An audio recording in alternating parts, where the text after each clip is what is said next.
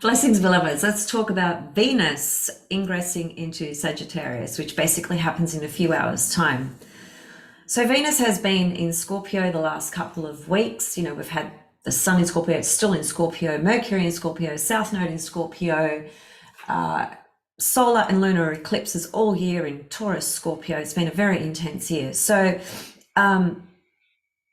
it's going to be quite a relief, I feel, for all of us, really, to have, you know, the Sagittarius energy start to come through for us, because Sagittarius invites us into a greater sense of optimism, hope, faith, inspiration, freedom, exploration, anything that constraints Sagittarius is not going to have a bar of. It's just going to discard, dismiss, withdraw from, right? Sagittarius needs total and utter freedom, right?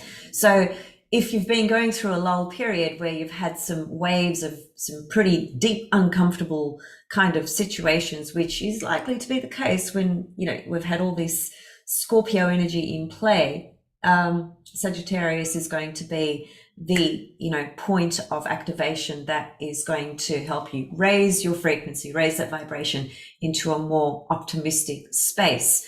The analogy I like to use for the shift of Scorpio into Sag is actually a scene from Raiders of the Lost Ark, where I've just forgotten the main actor's name. You all know who I'm talking about, though. Those of you that are old enough to know what when this movie was made, it's a very old movie. But in any case, he's in a cave and he's in complete danger. There's snakes and you know, all sorts of dark shit going on there, lots of threats and so on and so forth. And at some stage he gets to one part of the cave and suddenly there's this opening of this beautiful bright blue sky. When you see a beautiful bright blue sky, that's Sagittarius, right?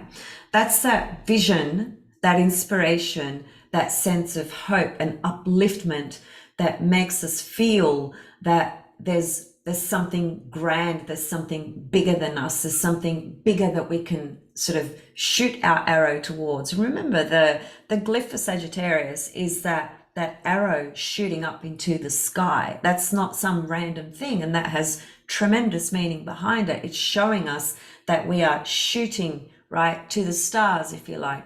We are shooting towards a more expansive, more hopeful, a bigger picture, right?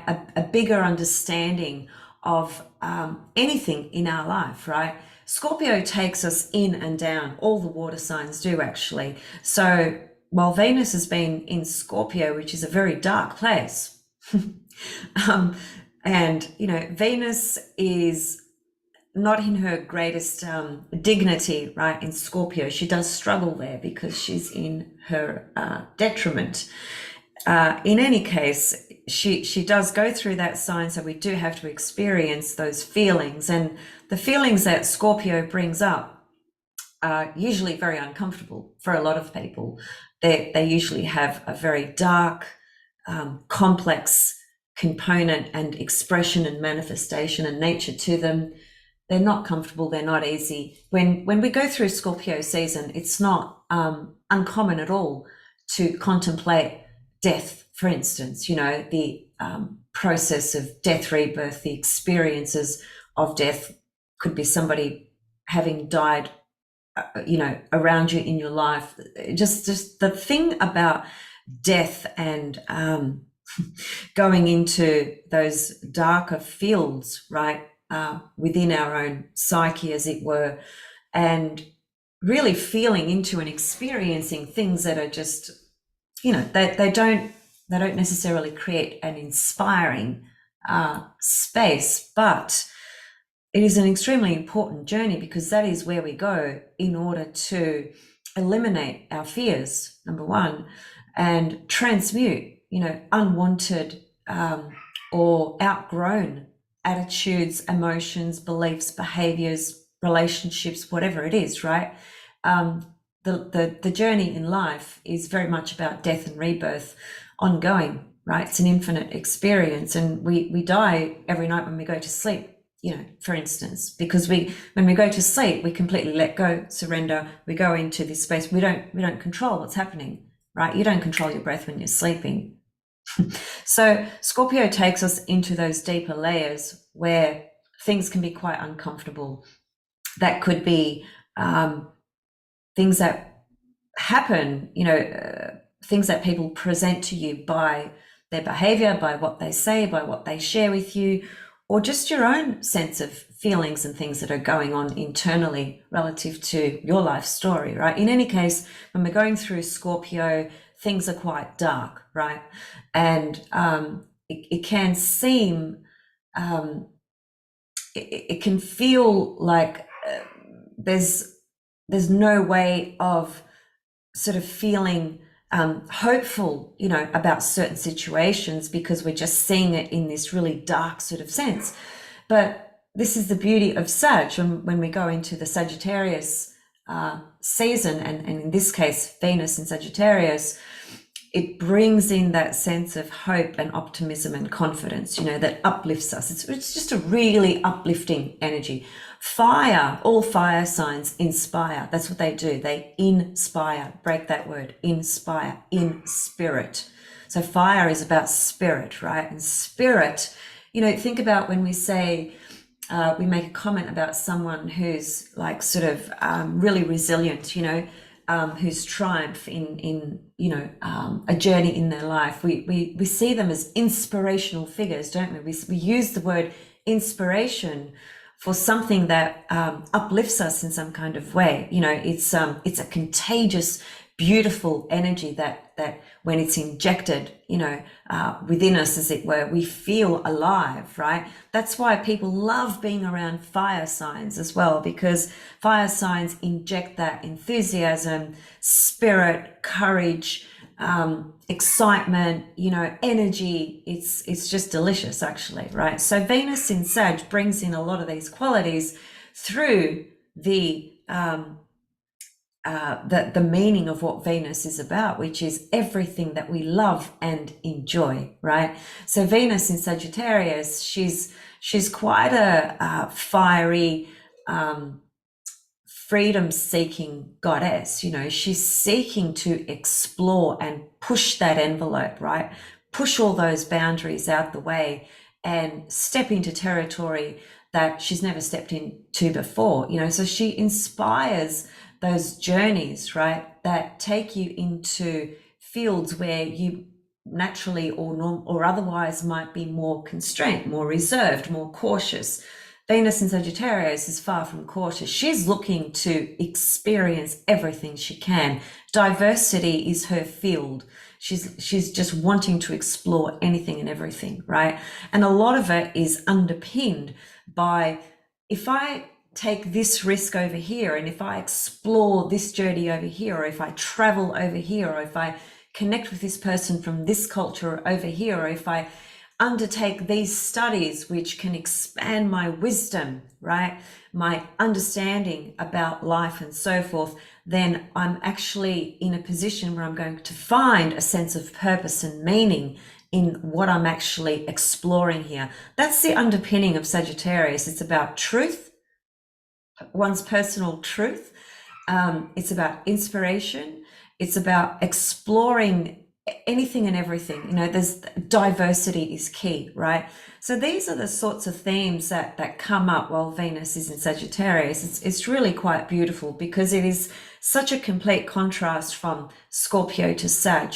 Scorpio takes us in and down. All the water signs do. They take us in and down into the landscape of our emotional body, emotional intelligence, emotional consciousness, and everything that's contained therein. There's a lot of dark material there. There's a lot of denied material there. There's a lot of complex material there.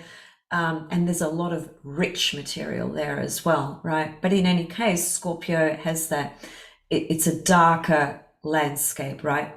When we come out of Scorpio and we go into Sag, the landscape is the infinite bright blue sky, where there is infinite possibilities. So it instills that sense of inspiration, confidence, and courage to to shoot those arrows towards your dreams, whatever they are. Remember, Sagittarius is ruled by Jupiter, right? The largest planet in our solar system, which speaks to that process in life, or that connection to life that we draw from in order to have a sense of faith, right? In order to have a belief in something greater than ourselves, right?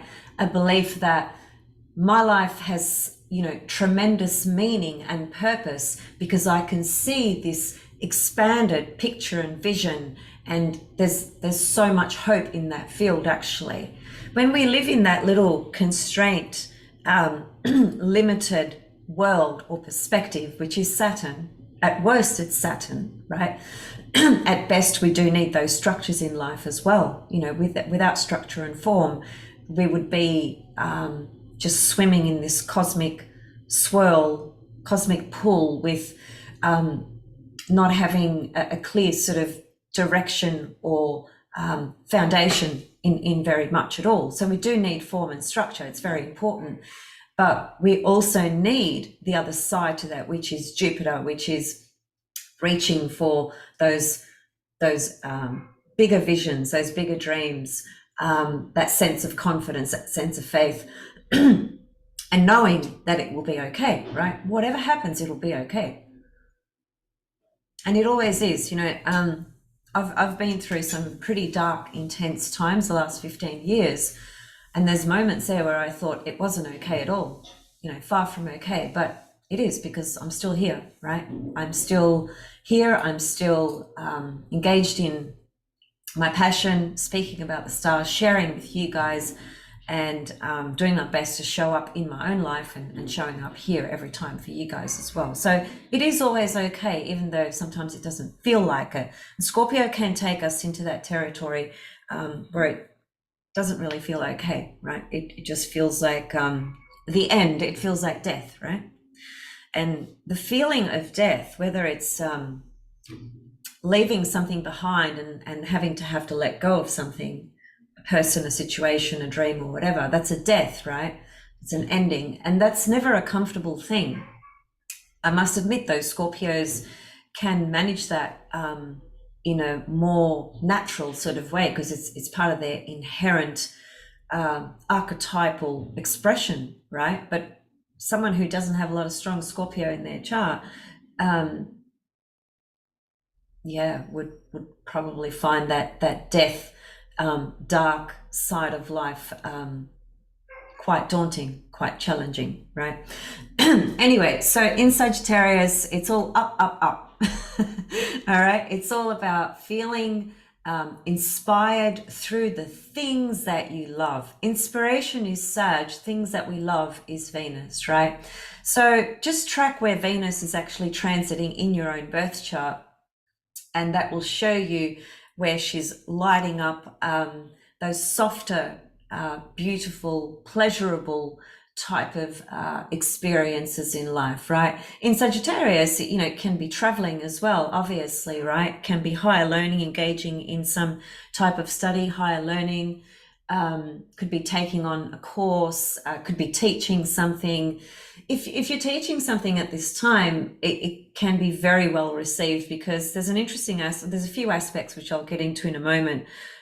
There's a Venus square Jupiter aspect coming up, and that's taking place because Jupiter has gone retrograde back into Pisces, and just before Venus leaves her journey in Sagittarius, she makes one final aspect, and it's a square to Jupiter, and that's not a bad aspect at all, even though it's a square. It's Venus Jupiter, it's the two benefics, but I'll get to that in a minute.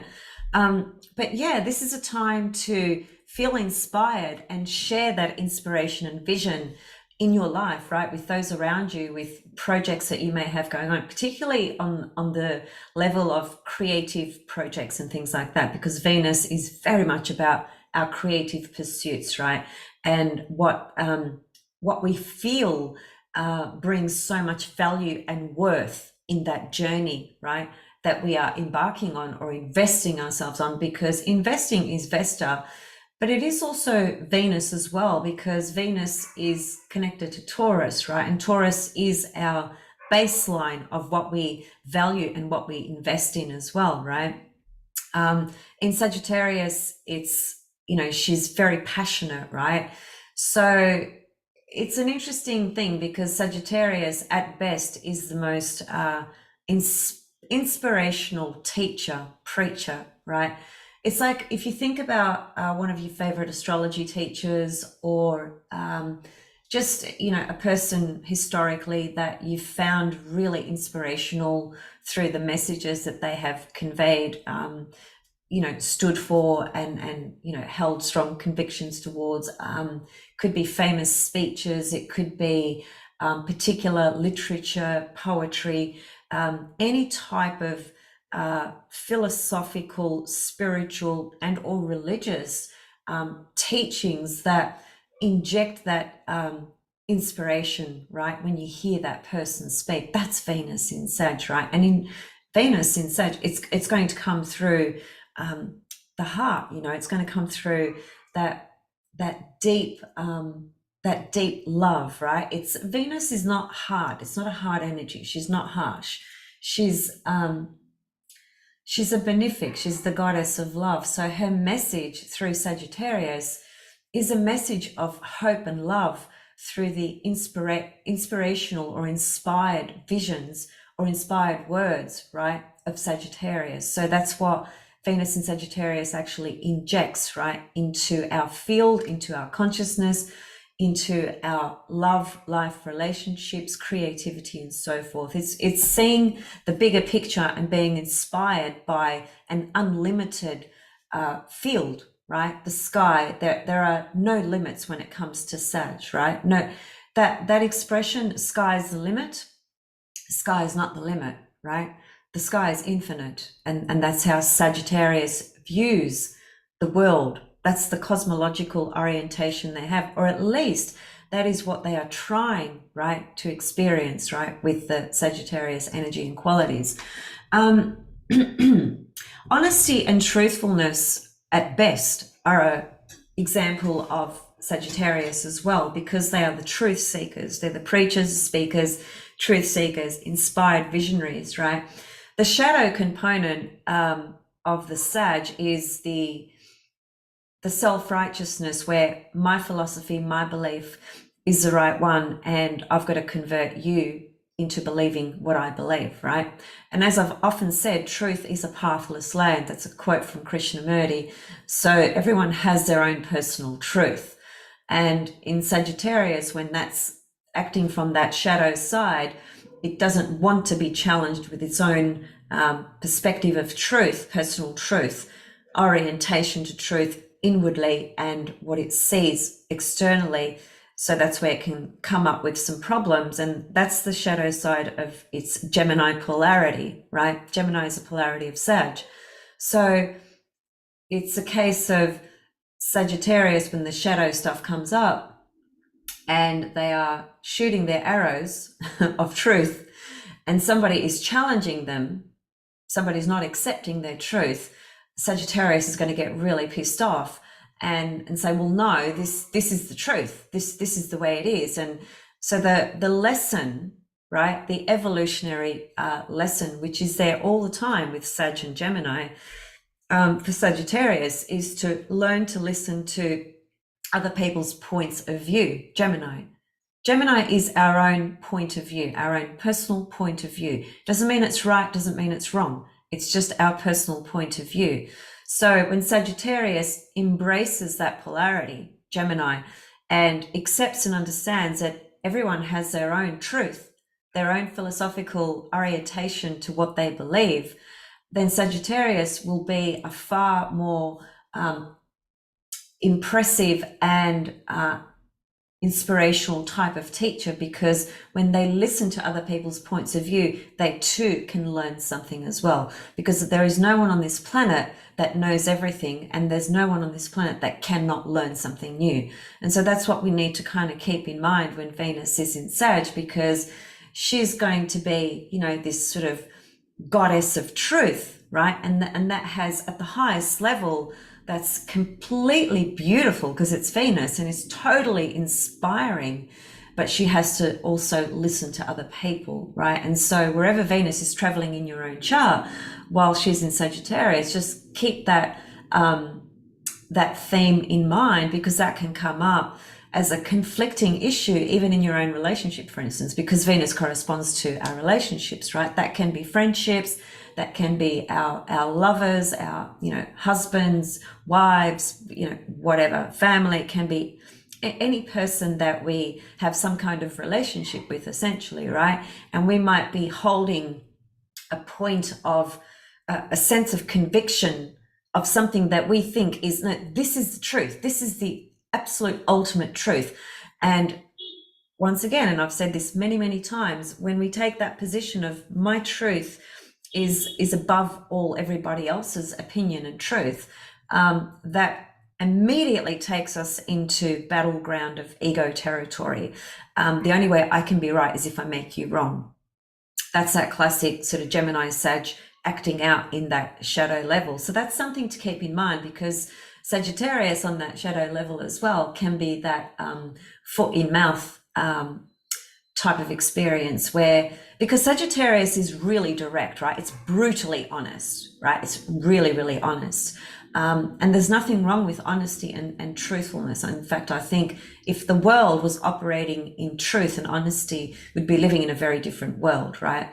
So that's not the kind of truth that I'm referring to here. I'm referring to, if you are in a situation where you maintain that your truth can only be the correct truth, then you're not allowing for other people to have their own perspective and point of view, and what is their, how do they perceive their reality, their experience of their truth in their reality. You're not allowing, right, when you actually hold that position and conviction and righteousness of this is the truth and this is the only truth, right? We can't do that, right? Because everyone is evolving at a different rate. So everyone has a different view, different perspective, different belief, different understanding, right? We must always remember that.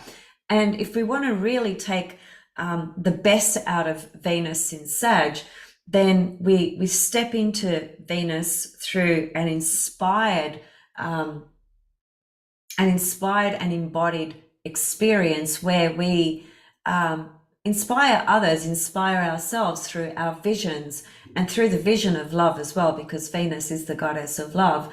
But we must do that in a way where we allow everything else that's there as well. You know, the minute we try to block something or stop something or deny something, then we're just playing into battleground. We're not actually allowing, right? Allowing is actually an art form. Venus rules art. She's the goddess of the art of listening and hearing.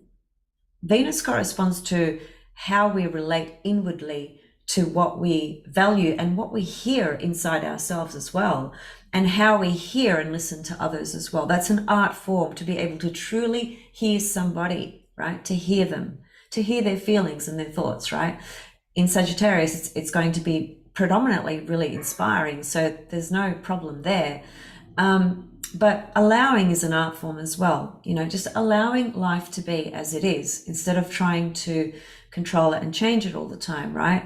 Now, Sag is far from controlling and very far from wanting to change the reality, as it were. Sag just needs that freedom, that stomping ground, as it were, that movement to explore the diversity of all the possibilities of everything that exists. And provided Sag can feel that, can experience life in that way, Sagittarius is happy-go-lucky.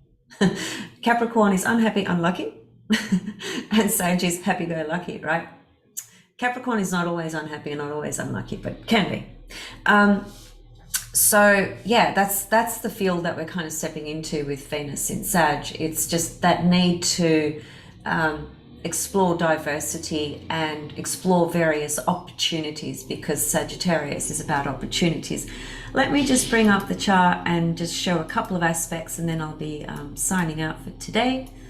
And hope you enjoyed the Venus Investor video. I know many of you did, and I thank you for your comments. I've noticed them. A video that I did yesterday. So there's Venus in Sagittarius, and she will be, Venus in Scorpio rather, and she'll be ingressing into Sagittarius just in a few hours' time. And you will feel that transition, because in Scorpio, having the Sun, South Node, Mercury all in Scorpio, and having the solar and lunar eclipses in Taurus, Scorpio, it's been a pretty heavy year, a pretty heavy year all round. It's been a heavy 3 years, we know that, but 2022, I think, has been incredibly heavy. So the transition from the Sun into Sagittarius, from Mercury into Sagittarius and Venus into Sagittarius, we will feel that vibe really through the collective, on the ether, see it sort of literally on that external field, and feel it within ourselves as well, because we're all coming out of the snake pit where we've dealt with some pretty deep, complex issues and feelings and fears, and ending certain things in our life as well, transmuting, transforming. When you transmute and transform, you can't go through that process without going through some inner turmoil, some deep inner challenges that are just uncomfortable to deal with, right? It's not a happy, joyous, pleasant experience, but it is a necessary one, and it is an experience that speaks to growth, right? Essentially. But anyway, we're going to feel that transition, from Scorpio to Sag, right? Out of the snake pit into the bright blue sky, right? Feeling a greater sense of inspiration towards moving forward and reaching further, right? To things that might have felt or seemed unreachable. I love Sagittarius. I've got Jupiter in Sagittarius, actually. And that's perhaps what part of what enables me to teach and speak the language of the stars. I feel that that's been such a gift and blessing for me, from the gods and the goddesses, to be born with Jupiter in Sag, because and I said this in yesterday's video, there's not a lot that inspires me out there in the physical, material world. That there really isn't, right? The stars, music, dance, my beautiful little kitty cat Coco, those fields and my beautiful little kitty cat inspire me, right? They inspire love, they inspire vision, they inspire optimism. I've been in throughout my life, since I've been engaged in astrology, and I was a therapist for many years as well.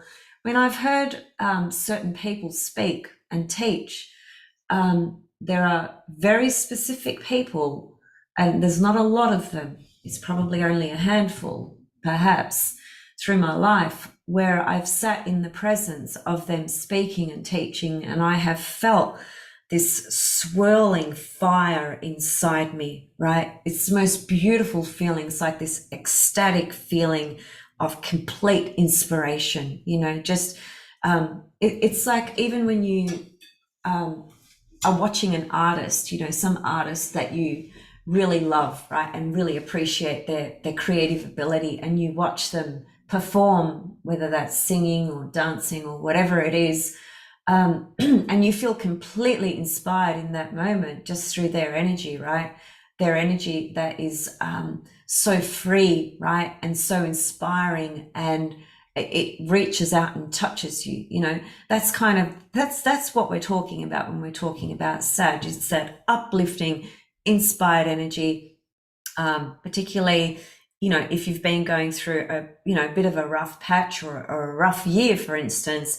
This is a time where things will start to lift. It's like if you've got these burdens, heavy, weighed down shoulders, right, where things have been really heavy and intense. As Sagittarius comes through, it does bring in, no matter how dark and how difficult things have been, it does bring in a greater sense of promise and hope, because it's Jupiter, it's Sag. It cannot not do that, right? So what's going to happen is Mercury and Venus will be conjunct in Sagittarius in a couple of days' time. I'll just show you. Where is it? So basically around here is when it begins, around the 18th of November, Mercury, Venus. You can see there's Mercury, there's Venus, okay? And that's going to be in play, you know, just for a couple of days' time. Let's see. Oh, they're hanging around a bit. Let's just have a look. I would say, yeah, they're dancing together very closely, actually, for quite some time. I'm just jumping through day by day, right? That's what I'm doing. You'll see on the left side, we've reached the 5th of December now. And Venus and Mercury are still in very close proximity, which is why I'm continuing. Okay, so I would say pretty much the whole time that Venus is in Sag, she's going to be hanging around with Mercury, conjunct Mercury in Sagittarius. Now that's a really interesting aspect, you know. It's not generally regarded as a difficult aspect because it's Mercury, right? The God messenger, right? It's our left linear brain. It's our speech, our thoughts, our ideas. And so in Sagittarius, you know, our ideas are huge in Sag, right? It's that we sort of, if we operate, if we are very sort of black and white or very conditioned in our mindsets and are very limited in our thoughts and views and perspectives, and we just see things in that sort of linear kind of way, practical, logical way, then when Mercury goes into Sag, lining up with Venus there, but let's just look at Mercury for a moment. Mercury, first of all, in Sag stimulates right brain intuition, non-linear, abstract, bigger picture understanding. It's one of the best times to be studying anything to do with philosophy, higher learning, anything that inspires your understanding, your intellectual understanding, right? Anything that inspires you in that way is Mercury in Sagittarius. Now, I was saying before Mercury, or I was talking about Venus, but we can apply this perhaps even more so to Mercury, because Mercury is speech, logos, the word, right? That comes out of our mouth. In Sagittarius, it's very direct. It's very sharp and very direct, right? It shoots those arrows and it's not a sensitive sign. It's not particularly aware if it's being insensitive to somebody's situation. It's just going to go hardcore with the truth, right? That it perceives, as it were. And at a highest level, that can be a truth that is so inspirational for the listener, right? But it can also be a situation where somebody feels, if they are really sensitive and going through a really difficult time, that Sagittarius truth arrow, truth bomb coming in is just too much for them. So we might kind of need to be aware of that as well with our truth arrows flying around, right? Because truth is a pathless land. Mercury, Venus coming together in Sagittarius is a beautiful energy. It's such an inspiring energy. You know, if you are a writer, whether that's writing in literature, or you could be a script writer for movies, TV shows, you could be writing music, lyrics, you know, anything to do with writing the creative arts. This is a very powerful energy to bring forth that well of inspiration. It pours it out of you, and you perhaps feel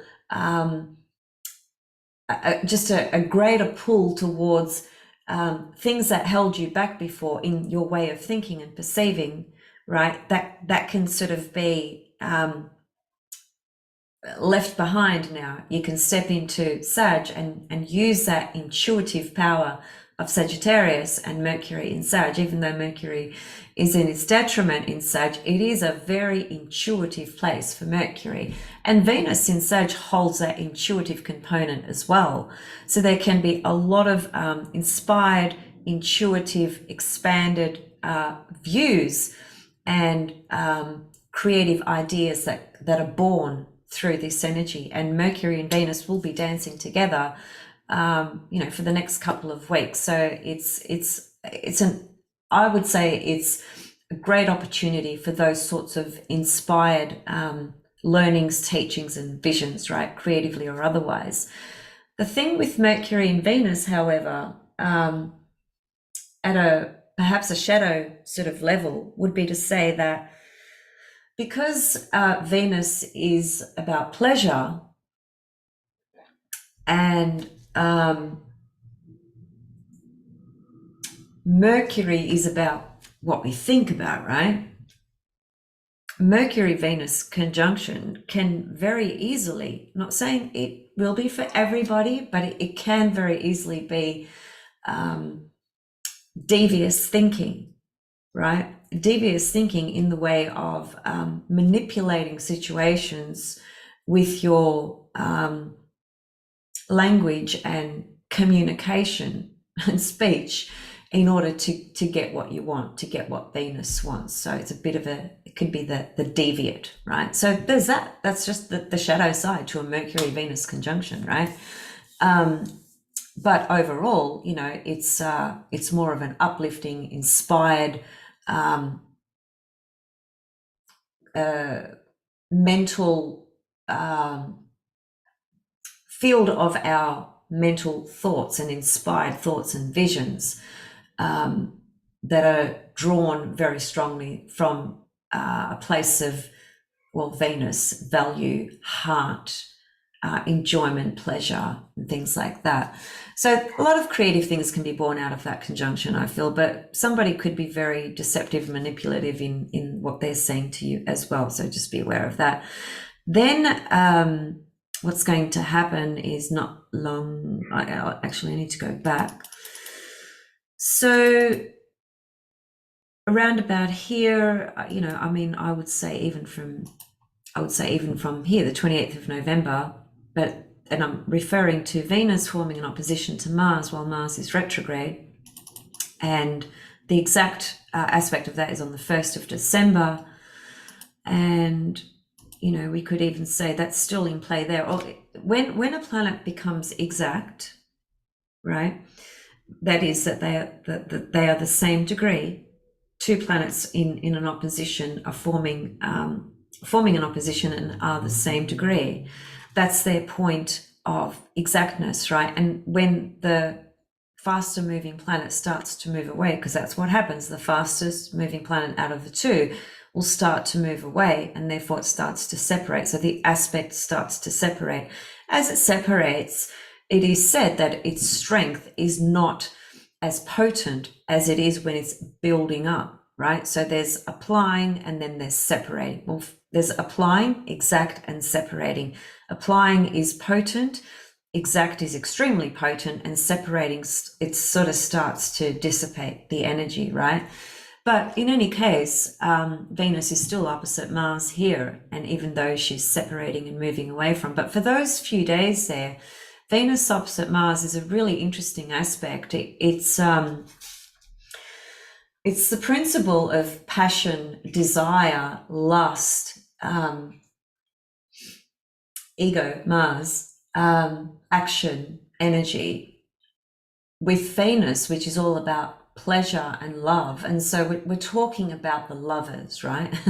The two most passionate lovers, the stories, the mythological stories of Mars and Venus are infinite. There's so many stories about them. They are the most well-known sort of lovers, if you like, right? And here they are in opposition together. What is an opposition? It's a polarized energy, right? So they're kind of having a bit of a face-off. Venus is here and Mars is there. Mars is looking at Venus, Venus is looking at Mars, and they're either going to butt heads, right? Conflict will arise, or they're either going to come together in some unison through their exchange of their passion and desire and love, and particularly in a sexual way as well, right? It's a sexual energy here that we're talking about. It's a creative sexual energy that, when infused in a way where both parties are on the same page, right?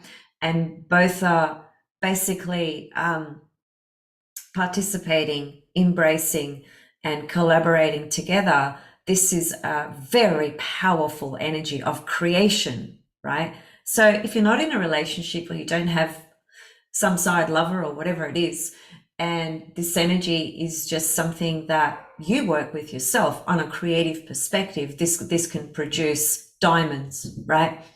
But if you're in a relationship or you perhaps meet somebody at this time, if the energy is not reciprocated by both parties, the energy transmutes into conflict. That's what happens with an opposition, right? So these few days, that's what this energy is pointing to. Then as we move forward, Venus picks up a square to Neptune, and whoops, gone too far. So the exactness is here, and actually that day, Neptune's stationary. Very interesting. So Venus picks up the square to Neptune. Now, Venus-Neptune squares or Venus-Neptune aspects can be total bliss and total agony. The agony is because of the disappointment, because of a projected illusion, a projected ideal. And the bliss can be because we've got, we are experiencing the richness of that Venus-Neptune, which is the highest form of love, the highest form of inspired love, right? And that could be something we feel within ourselves, or something that we are projecting onto our relationship, or it can be something that is created through our creative projects. Creativity has many faces, right? It's many different things depending on the person, right? But in any case, it can be tremendous, inspired, divinely inspired creative juice, right? That injects its way through into whatever you are doing. At worst, it's the complete sense of feeling disillusioned and disappointed by a fantasy that was projected onto something or someone. That's always Venus Neptune, right? So that's why it can be very difficult. So during that period there for a few days, we might just need to be a little bit careful on what we are projecting that fantasy and that dream onto, because it can remain just a fantasy and a dream, and it can be just one-sided, right? That's always possible. It can also be deception, right? Deception about money or deception in relationships. So it just depends on who you are, what's going on, and how that's being integrated, embodied, or projected. Then a few days later, Venus picks up the square to Jupiter, and I would say it's in play around about here. So, we could say the first week of December, Venus is really picking up the energy of Jupiter, Neptune. And, that's a tricky kind of thing, because Venus and Jupiter, the two benefics, inherently bring no harm. And when Jupiter and Venus come together in an aspect, there can be amazing experiences that come out of that, right? But there's the danger side is the overindulgence and absolutely no discipline whatsoever, because Jupiter has no discipline. It has no boundaries. It's the all expansive field of everything is possible. And you bring Venus into that alignment, and Venus is about pleasure. And so here I am, Venus, Jupiter, wow, I'm going to have this, and I'm going to have that, and I'm going to enjoy this, and I'm going to enjoy that, and I'm going to have all of it. And I'm just going to make the most of it. And that sometimes is absolutely fine and absolutely necessary and called for, right? And so we can, enjoy the moments, as it were. Venus Jupiter aspects are nothing to really worry about, really. It's the two benefics. But the only thing to watch is lack of discipline and splurging and overindulging, and that might be a problem for some people. I don't know, because you might be a person who has, I don't know, just you're a diabetic, you have severe health issues of some kind, and then you go on this massive splurge of some kind that, instead of it being an enjoyable thing, it brings something that's detrimental to you, right? I'm just using a basic example. We all need to orient ourselves to this energy accordingly based on who we are and the condition of our life, our body, etc., etc. But overall, Venus Jupiter is a very uplifting and inspiring energy, of which can produce tremendous creative opportunities as well, and also opportunities in investing. Some kind of investment could be really powerful at this time. And in Sagittarius, you will feel really hopeful, right? And really inspired to invest in something. Just be aware that you're not shooting way too far with those arrows and you've gone down to the other end of the earth, and you've just, the arrows have gone a little bit too far. That's the only sort of downside. So these are the things that we can kind of reflect on, over the next couple of weeks, with Venus in Sagittarius forming these aspects to Mercury, Jupiter, and Neptune. She does pick up a trine earlier on. I've sort of missed that, but, just very briefly, perhaps I'll just mention that. Let me go back to when that is, though. So it's around about 25th of November, a few days there, a couple of days either side. Venus picks up a trine to Chiron. We know, right? Chiron is about wounding and healing. It's about rejection. And it's about going into the cave of our deepest wounds, right? But here we have a trine aspect. Trine means two planetary energies are working harmoniously together. They are facilitating each other's journey, right? They are supporting each other, facilitating, co-creating, working together harmoniously. It's fire to fire, Sag to Aries. Chiron is in Aries, right? This can be a little window, pocket of opportunity where some healing work can happen in the experience of love relationships, things like that, right? Just to keep it very simple. If this was a significant transit in somebody's chart, that is to say that transiting Chiron was forming a trine to your Venus. There's a much bigger story attached to that. But this is quite a quick transit, and we know healing work doesn't happen overnight, and it doesn't happen in 2 days. If it does, it's because you've been working on a journey for quite some time, right? So, but this little transit could activate something at this time when you have been already working on a deeper and larger process relative to Venus, love, healing, and so forth. So I see it as a really positive aspect, actually. Okay, so I think that's basically it. Just remember to,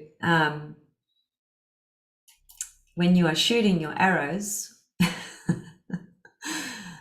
of truth, that everyone has a version of their own truth. And if we can inspire through the heart, which would be Venus in Sag, whether that's inspiring ourselves in love and creativity, or inspiring others through our teachings, through what we have to share, and things like that, then that's the best we can get out of this transit. But overall, it's not a difficult transit, really. It really isn't. It's wonderful, and it's going to be a much needed shift in the vibratory field of the cosmos and the ether, particularly because of the intensity of the Scorpio ride we've had in that cave with all those snakes, right? It's time to come out and play now. Have fun, enjoy, and see you all soon. Thanks for watching. Bye for now.